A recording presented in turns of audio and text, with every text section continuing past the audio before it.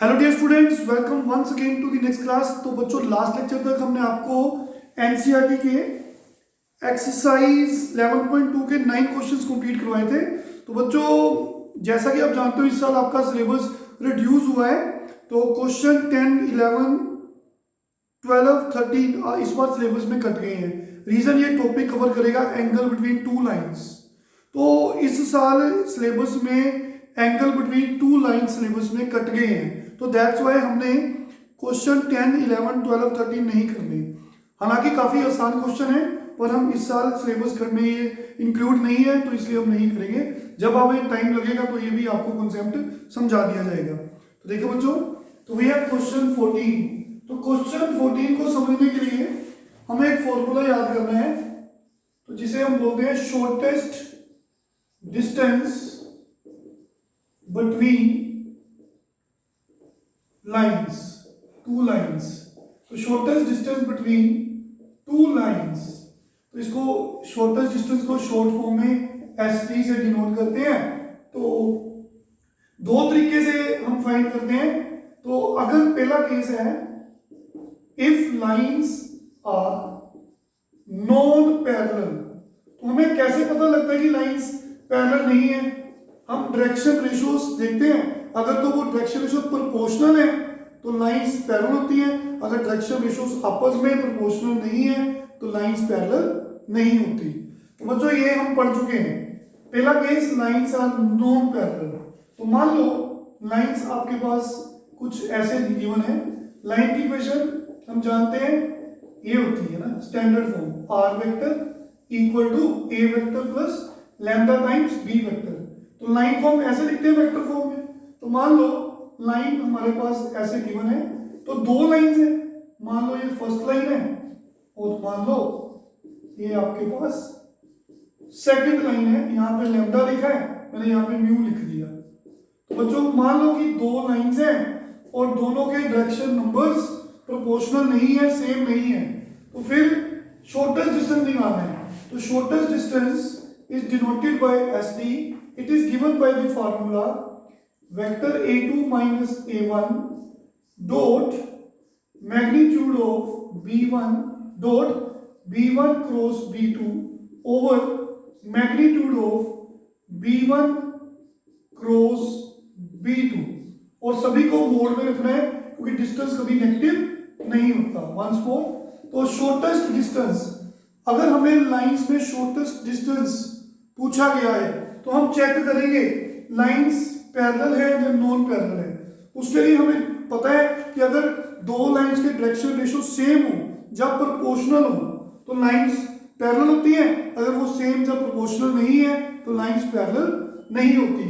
तो मान लो ये दो लाइंस हैं। लाइन की इक्वेशन स्टैंडर्ड फॉर्म में ऐसे होती है। तो दो लाइंस है तो मैंने A1 B1 यूज किया फर्स्ट लाइन के लिए, सेकंड लाइन के लिए A2 और B2 यूज किया। यहाँ पे लैम्डा, यहाँ पे म्यू यूज किया। तो शॉर्टेस्ट डिस्टेंस निकालने के लिए फॉर्मूला याद करेंगे, A2 minus A1 B1 cross B2, बीच में डॉट का साइन, मतलब A2 में A1 माइनस करेंगे, एक वेक्टर आएगा।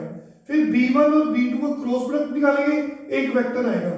फिर दोनों का डॉट प्रोडक्ट निकाला जाएगा और B1 क्रॉस B2 का जो भी मैग्नीट्यूड होगा उससे डिवाइड करेंगे और सबके साथ मैग्नीट्यूड आएगा। तो ये तो पहला केस हो गया। तो केस 2 क्या है बच्चों? ये फॉर्मूले याद करने हैं। व्हेन लाइंस आर पैरेलल, तो अगर लाइंस पैरेलल है तो कैसे पता लगता है लाइंस पैरेलल है? उनके डायरेक्शन रेशियोज सेम होते हैं, प्रोपोर्शनल होते हैं। मान लो कि ये फर्स्ट लाइन है, मान लो ये सेकंड लाइन है। क्योंकि हम जानते हैं दो लाइंस पैरेलल कब होती है? जब उनके बीच में डायरेक्शन रेशियोज जो होते हैं लाइंस के, वो सेम जब प्रोपोर्शनल होते हैं। तभी तो मैंने यहाँ पे B1 और B2 नहीं रखा। मैंने सपोज कर लिया ये वेक्टर B है और ये वेक्टर फिर से B है, सेम है। अगर ये दोनों सेम वेक्टर है तभी हमें पता लगेगा लाइन पैरेलल से। और हम ये जानते हैं डायरेक्शन रेशियोज हम यहाँ से निकालते हैं B1 और B2 से। तो बच्चों, ये दो लाइंस हैं। मान लो A1 प्लस लैम्डा B और दूसरी line A2 plus mu B। क्योंकि लाइंस पैरेलल है, उसके लिए ये वेक्टर इस लैम्डा के साथ जो कांस्टेंट के साथ वेक्टर होगा और इस कांस्टेंट के साथ जो वेक्टर होगा दोनों सेम होने चाहिए। तो दैट्स व्हाई वो लाइंस पैरेलल होंगी। तो उस केस में शॉर्टेस्ट डिस्टेंस निकालने के लिए फॉर्मूला है b cross a2 minus a1 dot over magnitude of b, और बाहर सबके मॉडुलस लगाना है। तो पहले आपको a2 और a1 को माइनस करना है, जो भी बच्चों वेक्टर बनेगा उसका b के साथ क्रॉस प्रोडक्ट निकालना है, फिर इस फॉर्मूले में पुट करना है, तो फिर हम क्वेश्चन कर सकते हैं। तो बच्चों क्वेश्चन करने से पहले आप ये मैं एडवाइस देता हूं कि पहले ये फॉर्मूले याद करें। तो याद रखेंगे कि लाइंस जब पैरेलल है तो ये फार्मूला, अगर लाइंस नॉन पैरेलल है तो ये फार्मूला। तो चलिए स्टार्ट करते हैं क्वेश्चन नंबर 14, जिसमें हम शॉर्टेस्ट डिस्टेंस निकालेंगे बिटवीन टू लाइंस। तो मैं दोनों केस आपको बताता हूं।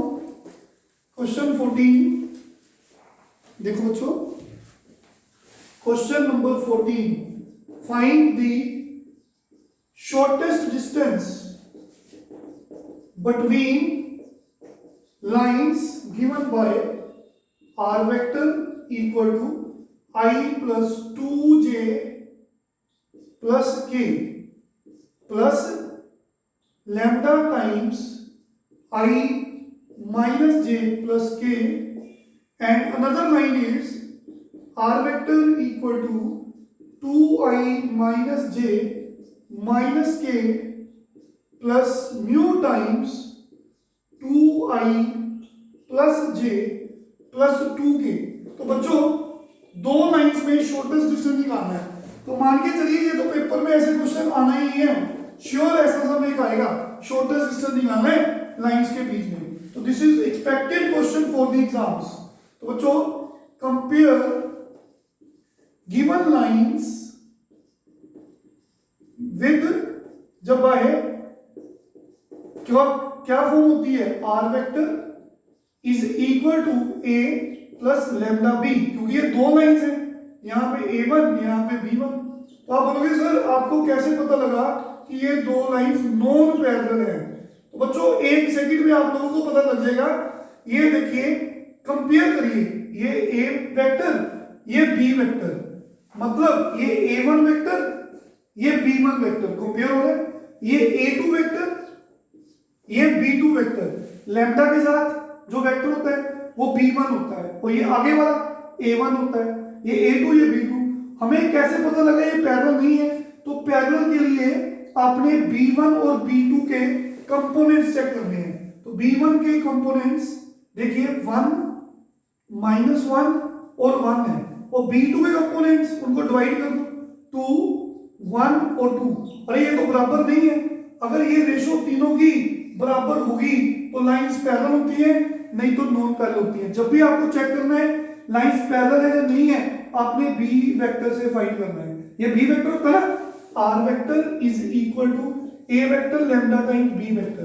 तो यहाँ पे b1 है ये b2 है, अगर दोनों सेम होते, जैसे यहाँ पे i माइनस जे प्लस के है और यहाँ भी i माइनस जे प्लस के होता, तो फिर हम पैरेलल वाला केस करते।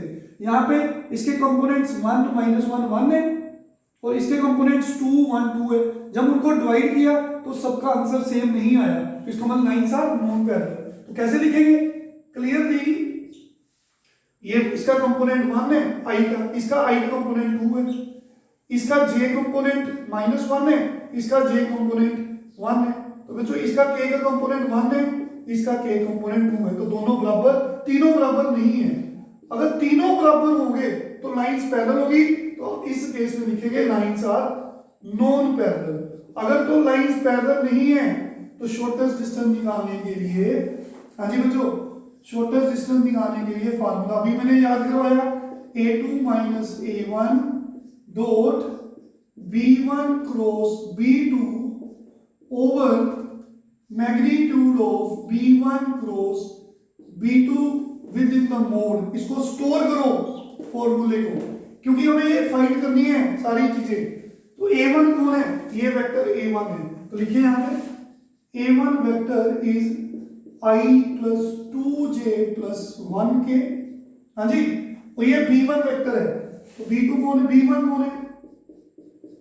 i minus j plus k। तो बच्चों b1 a2 वेक्टर कौन है? ये a1 लैम्डा b1, ये a2, A2 वेक्टर कौन है 2i माइनस जे प्लस माइनस के एंड B2 वेक्टर कौन है 2i प्लस जे प्लस 2k। तो अभी हमें A2 माइनस A1 चाहिए, तो बच्चों A2 माइनस A1 निकालो फटाफट। A2 minus A1, now A2 vector minus A1 vector. Okay, तो बच्चों माइनस कैसे करते हैं, i वाले को i वाले के साथ minus 2i minus 1i minus j minus 2j minus 3j minus k minus 2k। तो ये A2 माइनस A1 की वैल्यू मिल गई। अब वाली किसकी है B1 क्रॉस B2 की। तो क्रॉस प्रोडक्ट निकालने के लिए डिटर्मिनेंट मेथड, यहां पे i j फर्स्ट रो में i j के, फिर B1 के कंपोनेंट्स 1 j का कंपोनेंट माइनस 1 k का 1, B2 के कंपोनेंट्स 2 1 एंड 2। तो बच्चों इसको सोल्व करेंगे, एक्सपैंड करेंगे B1 क्रॉस B2। तो फर्स्ट रो फर्स्ट कॉलम छोड़ेंगे माइनस 2 माइनस 1 प्लस के बाद माइनस, सबको आता ही है, मैट्रिक्स डिटरमिनेंट में सीखा था, फर्स्ट रो सेकंड कॉलम छोड़ दी 2 माइनस 2 ऐसे करेंगे ना, फिर प्लस के फर्स्ट रो थर्ड कॉलम छोड़ी 1 प्लस 2। तो we have B1 cross B2 minus 3i, ये जीरो हो गया बच्चों, छोड़ दो इसको, तो लिखना लिख दो, वो आपकी मर्जी है, छोड़ भी सकते हो, ये जीरो हो गया ना, तो इसको छोड़ दो प्लस 3k। तो this is B1 cross B2।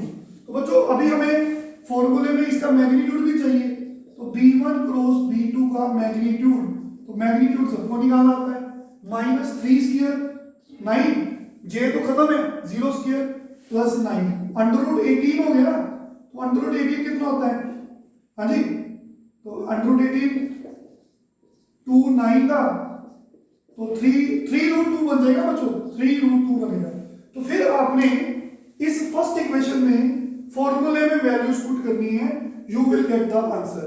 चलो करते हैं बच्चों, लिखिए from equation number 1 final we have from 1 shortest distance is given by, देखिए A2 माइनस A1 ये निकला हुआ है, तो कितना आएगा i minus 3j minus 2k। तो ये बच्चों इसका dot product B1 cross B2 के साथ, तो ये रहा B1 क्रॉस B2, तो माइनस 3i, j वाली टर्म नहीं है, चलो 0j लिख लेते हैं, डॉट प्रोडक्ट निकालना आसान हो जाएगा। तो ये आ गया बच्चों फाइन, और ये लिस्ट कर देते हैं ओवर मैग्नीट्यूड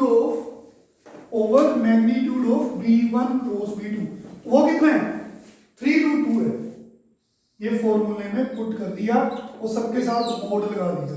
ओके, तो shortest distance is given bye dot product सबको निकालना आता है, इसको इससे मल्टीप्लाई करेंगे i डॉट i 1 होगा, तो 1 इंटू माइनस 3, फिर i को j से करोगे तो 0 हो जाएगा, i डॉट i 1 होता है, j डॉट j 1 होता है, k डॉट k 1 होता है, सबको पता है। और ये भी पता है i डॉट j जहां j डॉट k जहां k डॉट i हो, सबका आंसर 0 होता है, ये हम डिस्कस कर चुके हैं। इसको इससे करेंगे 1 इंटू माइनस 3, इसको इससे करेंगे 0, i डॉट k 0, फिर इसी तरह ये भी 0। तो कहने का मतलब है i वाला i से मल्टीप्लाई, j वाला j से, k वाला k से। तो कैसे डॉट प्रोडक्ट निकालते हैं, इसका कंपोनेंट 1 है, इसका माइनस 3, फिर प्लस लिख देंगे, फिर j वाला कंपोनेंट माइनस 3 है, इसका j कंपोनेंट 0 है, प्लस k कंपोनेंट कौन है माइनस 2, ये डॉट प्रोडक्ट निकालना सबको आता है बच्चों।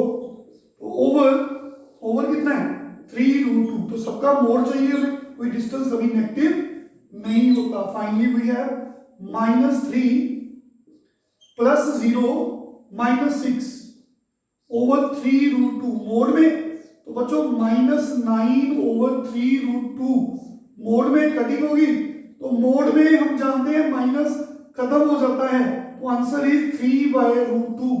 जहां रैशनलाइज करना है कर दो, आपकी मर्जी है, तो रैशनलाइज करोगे तो आंसर आ जाएगा 3 रूट 2 डिवाइड बाय 2, डिस्टेंस है तो स्क्वायर यूनिट्स लिख सकते हो, स्क्वायर यूनिट्स। तो फाइनल आंसर आपने इस वैल्यू पुट की तो आपका आंसर फाइनली कितना आ गया 3√2/2 square units. I hope clear है सबको। तो बच्चों इसके साथ के बाकी सब आज ट्राई करेंगे। नेक्स्ट लेक्चर में कुछ और भी इसके क्वेश्चन कराऊंगा। Thank you very much, take care.